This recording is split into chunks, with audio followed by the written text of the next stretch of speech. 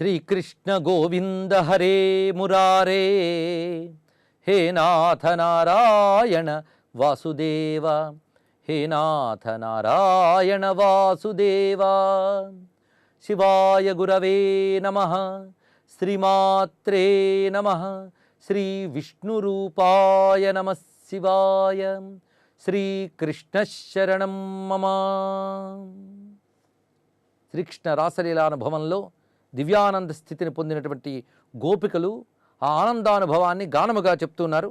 ఒక గోపిక ప్రత్యేకించి తన భావాన్ని చెప్తున్నది. కలయే దేవమిహ సుఖకందం, కలయే దేవం, కలయే దేవమిహ సుఖకందం. ఇక్కడ ఈ తరంగంలో కూడా ప్రత్యేకత ఏమిటి అంటే, కృష్ణుడు అంటే ఏమిటి అనేది మళ్ళీ ఇందులో స్పష్టం చేస్తున్నారు. కలయే దేవం, ఇక్కడ కలయే అనే మాటకి రెండు అర్థములు. ఆశ్రయిస్తున్నాను అని ఒక అర్థము, చూస్తున్నాను అని ఒక అర్థం. ఇక్కడ నేను చూస్తున్నాను ఎవరిని? దేవం, దేవుణ్ణి చూస్తూ ఉన్నాను అన్నారు ఇక్కడ. అంటే వాళ్ళ యొక్క ఆశ్చర్యకరమైన ఆనందం ఎలా ఉన్నదంటే, సాధారణంగా ఎంతో సాధన చేస్తే కానీ దొరకని వాడు మహాయోగులకు, విరక్తులకు, తీవ్రమైన అంతర్ముఖ సాధన చేసిన సిద్ధపురుషులుగా మాత్రమే గోచరించేవాడు మా భాగ్యం కొద్దీ ఇక్కడ కనబడ్డాడు అనేటువంటి ఒక తీవ్రమైన ఆనందానుభూతితో అంటున్న మాటలు ఇవి. అందు కలయే దేవం ఇహ సుఖకందం. ఇక్కడ నేను ఆ దేవుణ్ణి చూస్తున్నారు. దేవశబ్దానికి ఇక్కడ అర్థం ఏమిటి? ఉపనిషత్తుల్లో దేవశబ్దానికి ప్రత్యేకమైన అర్థం ఉన్నది. అందుకే దేవం దేవం ఈ శబ్దము ఉపనిషత్తుల్లో అనేక చోట్ల ప్రయోగించబడుతూ ఉంటుంది. దాని అర్థం వేరు. అందుకే ఏకో దేవ సర్వభూతేషు గూఢ. సృష్టిలో ఒక్కడే దేవుట్ట, అతడు సర్వభూతముల యందు ప్రకాశించుతున్న ఆత్మస్వరూపుడు. దేవశబ్దానికి అర్థం స్వయం ప్రకాశ స్వరూపుడు అని అర్థం. అలాంటి స్వయం ప్రకాశ స్వరూపుడైన స్వామిని ఇహ, ఈ ఇహ శబ్దం మాటి మాటికి వస్తున్నది. ఇహ అంటే ఇక్కడ. ఇతడు సుఖ కందం, అన్ని ఆనందాలకు మూలమైన పరమాత్మ. కందం అనే శబ్దానికి మూలము అని అర్థం. ఆనంద మూలస్వరూపుడు స్వయం ప్రకాశుడైన స్వామిని నేను చూస్తున్నాను. నిజానికి ఈయన్ని ఒక్కసారి చూసిన వాళ్ళు ఇంకా ఈ ప్రపంచాన్ని చూడరు.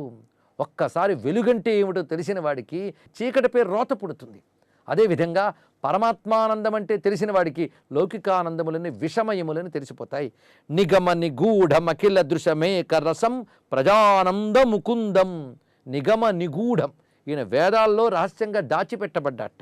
అఖిల దృశం, దాచిపెట్టబడ్డాడంటే తత్వస్వరూపము అని. బయటికి మంత్రం వినగానే ఏం అర్థం కాదు, కానీ లోపలికి వెళితే అర్థమయ్యేదే తత్వం. ఆ తత్వమే కృష్ణుడు.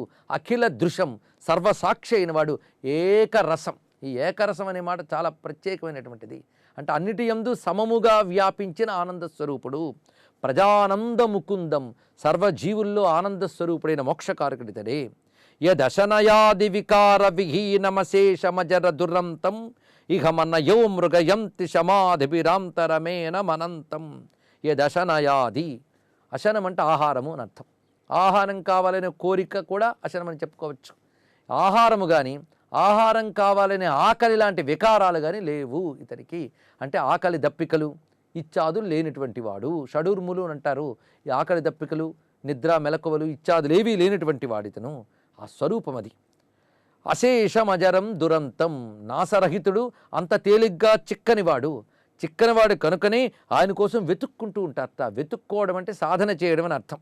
ఎవరయ్యా అంటే మనయహ మృగయంతి అన్నారు ఇక్కడ. ఇక్కడ ఈ శబ్దంలో ఇహ మనయో మృగయంతి అనే శబ్దానికి రెండు రకాల అర్థం. ఎల్లవేళలా వెతుక్కుంటూ ఉంటారట, ఇదొక అర్థము. ఇంకొకటి మననశీలురు వెతుక్కుంటూ ఉంటారు. మననశీలురు అంటే ఒకసారి విని వదిలేయడం కాకుండా విన్నదాన్ని మననం చేయాలి, అప్పుడే తత్వం నిలుస్తుంది. భగవత్ కథల్ని విని వదిలేసిన వాడికి అవి వదిలేస్తాయి. అవి మననం, తర్వాత స్టెప్ మననం, అది చాలా ముఖ్యం. మననం గట్టిగా చేస్తూ ధ్యానంలోకి వెళ్ళాలి. అదే శ్రవణ మనన ధ్యానములు అని చెప్తూ ఉంటారు. మననం తర్వాత ధ్యానం వస్తుంది. శ్రవణం వల్ల ధ్యానం రాదు, కానీ శ్రవణం మననానికి హేతువుగా అవుతుంది. అందుకు నిరంతర మననం చేసుకుంటూ వెతుకుతూ ఉంటారు యోగులు. నిరంతర మననశీలురు కనుకనే మునులు అని అర్థం కూడా చెప్తారు వారికి. ఇక మనయో మృగయంతి, ఇది ఒక అర్థం. మననశీలురు వెతుకుతారని. ఇంకోటి ఎల్లవేళలా వెతుకుతారు. ఎలా వెతుకుతారు? ఊరకనే వెతకడం కాదు. వెతకడం అంటే సాధన చేయడం అని అర్థం.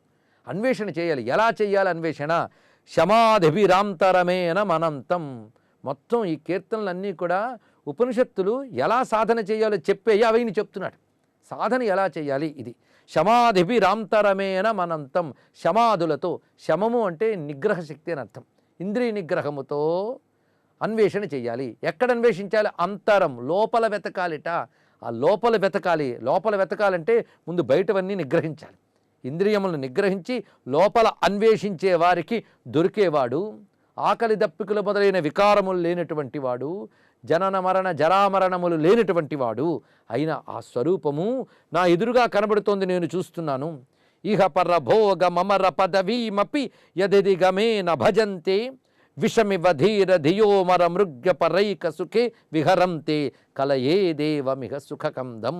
ఈయన ఎంత గొప్పవాడంటే, ఈయన్ని భజించిన వారు అనగా ఈయన్ని ఆశ్రయించిన వారు ఇహపర భోగం అమర పదవీమపి, ఇహపర భోగాలని, ఆఖరికి స్వర్గాది లోకాల్లో లభించేటువంటి ఇంద్రాది పదవుల్ని కూడా అసహించుకుంటారు, వాటిని కోరుకోరు వారు. ఎందుకంటే అన్నిటికంటే గొప్పది ఇది కనుకనే ఏ లోకాల్లోనూ దొరకని సుఖం ఇచ్చేదే ఆత్మసుఖం అనేది. అందుకే ఇహపర భోగం అమర పదవీమపి యదధిగమేన. అధిగమేన అంటే తెలియడము చేత, దేనిని తెలియడము చేత లేదా దేనిని పొందడం చేత ఇహలోక సుఖములు పరలోక సుఖములు ఇంద్రాది పదవులు కూడా తుచ్చములు అనిపిస్తాయో ఆ ఆనంద స్వరూపుడితడు అన్నారు ఇక్కడ. అంటే సర్వలోకాతీతమైన ఆనంద స్వరూపుడు. ఈ చెప్పేటప్పుడు తెలుసుకోవాల్సింది ఏంటంటే, భగవదానందం ఇహలోక సుఖాల కంటే పరలోక సుఖాల కంటే ఆఖరికి ఇంద్రాది దేవ పదవుల కంటే గొప్పదిట. ఇది కానీ గ్రహించితే ఇంత గొప్ప ఆనందాన్ని పొందకుండా ఎలా ఉండగలం అనిపించాలా లేదా? అది అనిపించాలంటే ఏం చేయాలో మళ్ళీ చెప్తున్నాడు ఇక్కడ. విషమివ ధీర ధియోమర మృగ్య పరైక సుఖే విహరంతే. అంత గొప్పది కనుకనే దేవతలు కూడా ఆ సుఖం లభిస్తే బాగుండు ఎదురు చూస్తుంటారు. దేవతలు కూడా ఎదురు చూస్తుంటారు, వాళ్ళు వెతుకుతూ ఉంటారు. వాళ్ళకు కూడా అంత తేలిగ్గా దొరకడతను.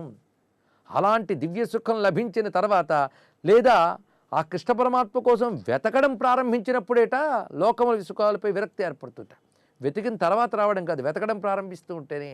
అందుకే సాధన చేస్తూ ఉంటేనే కృష్ణానందం పెరుగుతూ పెరుగుతూ లోకాలపై ఆనందాలు తగ్గిపోతూ ఉంటాయి సాధన దశలోనే. అది గొప్పది. భగవత్కథలు వింటూ ఉంటేనే కలిగే ఆనందము బ్రహ్మలోకపు ఆనందం కంటే చాలా ఎక్కువయ్యా అంటాడు ధ్రువుడు భాగవతంలో. కనుక ఆయన గురించి తలంచుకుంటేనే కలిగే ఆనందం ఇలాంటిదైతే దొరికితే ఇంకెంత ఆనందం. అందుకు విషమివ ధీర ధియా అమర మృగ్య పరైక సుఖే విహరంతే. వాళ్ళకి ఇహలోక పరలోక సుఖాలు ఎలా అనిపిస్తాయంటే యోగులకి విషమివ, విషంలా అనిపిస్తాయి. ఏదైనా వస్తువు మనం చాలా బాగుంది కదా చూడడానికని తాగబోతే ఎవడో చెప్తాడు అందులో విషం కలిసిపోయిందండి అని. వెంటనే ఏం చేస్తాం? చూడగానే బాగుంది అనిపించినా ఇంకా తాగలేదు, ఎవడో విషం కలిసిందంటేనే విడిచిపెట్టేస్తామే. మరి శాస్త్రములు చెప్తున్నాయి విషయ సుఖాలని విష సుఖాలని, మరి వాటిని ఎందుకు విడిచిపెట్టట్లేదు? అదే అజ్ఞానం. అందుకు వాటిని వాళ్ళు విషము వలె చూస్తూ ఉంటారు వివేకం చేత. నిఖిల తపస్సుతయోను పతంతి యమవధితయా పరదేవం అభిలషితం మునిభిస్సు తపోభిరశేష భవాంబుది నావం. ఇక్కడ ఈ శబ్దములు చాలా సౌందర్యంగా అంత్యప్రాసలతోని అదేవిధంగా యతి ఇత్యాదులతో అందంగా ఉన్నాయి, సందేహం లేదు. కానీ ఈ కీర్తనలు రచించేటప్పుడు మాత్రం నారాయణ తీర్థులు ఎలాంటి సమాధి స్థితి పొందారో ఒక్కొక్కటి బరువైన పదాలు ఉన్నాయి ఇక్కడ. నిఖిల తపస్సుతయోను పతంతి యం అవధితయా పరదేం. అవధితయా, అవధితయా అంటే చివరికి చెప్పుట అని అర్థం. అవధి అంటే చిట్ట చివరికి ఉండేటువంటి అంచు. అవధితయా చివరికి తేల్చి చెప్పేది అని అర్థం అవధితయా అంటే. నిఖిల తపస్సుతయో అంటే అన్ని తపస్సులు అన్ని శృతులు కూడా చిట్ట చివరికి తేల్చి చెప్తూ ఏ పరదైవాన్ని పేర్కొంటున్నాయో అతడే ఇతడు అంటే అర్థం. వేదంలో ఎన్నో సాధనలు ఉన్నాయి, ఎన్నో జ్ఞానములు ఉన్నాయి, కానీ అన్ని జ్ఞానాలకి అన్ని సాధనలకి చిట్ట చివర లక్ష్యమైనటువంటి ఏ పరతత్వం ఉన్నదో పరదేవత ఉన్నదో అతడే ఇతడు. అందుకే అభిలషితం మునిభిస్ సతపోభిః అశేష భవాంబుధి నావం. సుతపోభిః అంటే గొప్ప గొప్ప సాధనలు, తపస్సులు అనేక రకాలు ఉన్నాయి. రావణాసుడు చేసింది తపస్సే, భస్మాసుడు చేసింది తపస్సే. అలాంటి తపస్సులతో దొరుకుతాడు ఇతను? దొరకడు. ఎందుకంటే అవి రజోగుణ తమోగుణ దూషితములైన తపస్సులు. అవి ఇహానికి పనికిరావు, పరానికి పనికిరావు. తాత్కాలిక సుఖంగా అనిపించవచ్చు అని పరిణామంలో ఇహంలోనే దెబ్బతీస్తాయి. అవి సుతపస్సులు కావు. సుతపస్సులు అంటే సాత్వికమైన బుద్ధితో చేసే తపస్సులే సుతపస్సులు.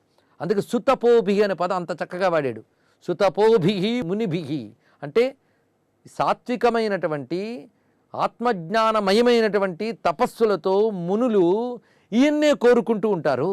ఈయన అశేష భవాంబుధి నావం, సమస్తమైన సంసార సముద్రం నుంచి అవలీలగా అతి సులభంగా దాటించగలిగేటువంటి నావ ఇతడు. అనగా నావని పట్టుకుంటే ఎలా మనం సముద్రం నుంచి బయటపడతామో అలాగే ఈయన్ని పట్టుకుంటే తప్పకుండా మోక్షం లభిస్తుంది.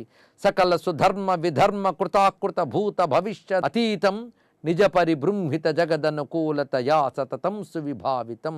ఇతడు అన్ని ధర్మములకు అధర్మాలకు కూడా అతీతమైన వాడు. అదేవిధంగా సృష్టిలో జీవులు నడవడానికై ధర్మములు అధర్మములనే వ్యవస్థని ఏర్పరిచినటువంటి వాడు. ఇది తెలుసుకోవాల్సిన మరొక గొప్ప అంశం.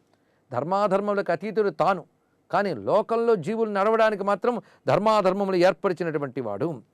పైగా ధర్మమునకు అధర్మమునకు కృతానికి అకృతానికి భూతానికి భవిష్యత్తుకి కూడా ఇతడు అతీతుడు. భగవానుడు ధర్మాతీతుడు అధర్మాతీతుడు, రెండిటికి అతీతుడే. ఎందుకంటే ధర్మము అధర్మము మానవులకు కానీ భగవానుడికి కాదు. అందుకే భగవానుడు ఇలా చేయొచ్చా అని అనడానికి మనకలేదు. ఎందుకంటే భగవానుడు దీనికి అతీతుడు. అది ఇక్కడ తెలుసుకోవాల్సిన అంశం. ఒడ్డు చేరిపోయినవాడు లేదా ఒడ్డునే ఉన్నటువంటి వాడికి పడవక్కర్లేదు, ఒడ్డు చేరాల్సిన వాడికి పడక కావాలి. అందుకే జీవులందరూ ఒడ్డు చేరాలని వెళ్ళేటువంటి ప్రయాణికులు.